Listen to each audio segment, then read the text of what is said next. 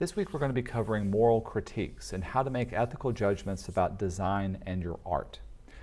Moral criticism is concerned with judging artworks according to their ethical, social, or religious principles rather than formal artistic or historical principles. This means you as a critic need to have a good grasp on your own ethics and morals, as well as being able to empathize with others who may have a different set of values. Before we get started, I want to emphasize that there's no one ethical point of view that's right or wrong. Much of this is up to a person's personal preferences, their nationality, society, and even their upbringing.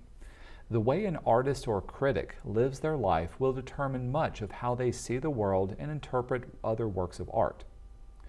As you'll see, very often a moral stance can and will change over time. When starting a moral critique, you need to understand that there are three major viewpoints that you can judge a work. Please note that these can often blend together and influence each other. These are ethical standards, social norms, and religious rules. Let's have a look at ethical standards first. Ethical standards are a set of principles that communicate your moral values. These standards and values can be created by yourself, so they can be personal, or they can be agreed upon by a group, like an industry or a company. These ethical codes of conduct provide a framework that can be used as a reference for making decisions. Personal ethics allow you to take stock of your own personal beliefs and set standards or rules of behavior for yourself. They can address things like honesty, decency, work ethic, quality of work, types of work you'll do, maybe that you won't do. For example, let's say you're a pacifist and you're against war. You can set an ethical standard that you'll never work for a job that promotes war, violence, or death. This means that if you were asked to create a poster for an upcoming war movie, that may violate your ethical standards. Industry ethics do the same thing too. This is when groups of people from the same industry or background set standards for each other to meet. When they all agree to uphold these standards, then the industry as a whole improves. The comic book industry is a great example of this. In early days of comics, some of the most popular titles were ones about crime, murder, and horror. That didn't sit well with parents whose children were buying and reading these kinds of books. So the industry set a standard that they would not produce these kinds of stories and market them to kids. In doing so, they wound up censoring their own media, but they gained the respect of the public at large.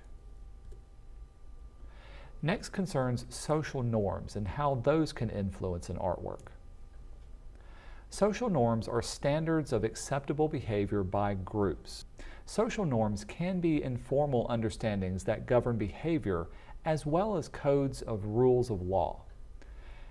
What's interesting about this is that these can easily change over time or from group to group, but this change often takes place slowly and with great effort. Let's take, for example, these statues of Confederate soldiers. Many of these statues were erected as a way of remembering and honoring the soldiers who fought and died for Southern states during the American Civil War.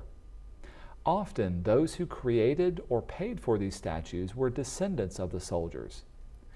Even though many of them died in a losing battle, the memory of their sacrifice is honored through this art. When they were first erected, the majority of society felt it was good to honor these men in this way. However, over time, the feelings have shifted. Today, many people in American society now view these actions of these men as being racist. They were fighting for a cause that promoted slavery and division of a nation. Over hundreds of years after the end of the war, society now values equality and justice more than the sacrifice in their honor. Because of this change in social norms, many of the statues are now being removed or even vandalized. The final way of viewing a moral critique is through the lens of religious rules or doctrine. As with any ethical standards, these can be very personal choices. The more religious you are, the more you're inclined to follow any strict guidelines given by your faith. But some practitioners of a religion may be more or less strict than other practitioners. Religious rules can come into use from different sources, such as a religious text like the Bible or the Quran. They can also come from teachings of certain leaders or even customs of a certain society. Also keep in mind that religious rules very often either support or go against social norms of a given group. Much like social and ethical standards, religious standards will dictate what an artist can do and not do. However, some artists use religious morals as touch points in their work to stir up controversy. In this work by Chris Ofili, the Virgin Mary was painted using the least flattering way possible. Now, religious rules and customs would traditionally dictate that such a subject would be treated with reverence and with respect. But Ofili has turned the idea on its head and gone against religious views. The Virgin Mary in this case is painted very ugly, grotesque, and even covered in elephant dung. In doing this, he has sparked much controversy in the public. His work was cried as unethical and very sick, and that didn't stop it from becoming famous and valuable. As a matter of fact, the controversy added to its value. But many chose not to support his artwork purely on the grounds that it went against their moral and religious standards. As with any critique, research from different points of view is very important. But with a moral critique, it's utmost important that you, as a critic, understand and empathize with an artist or a designer that may not agree with you. Very often in doing this, it'll make the stance for your argument much stronger.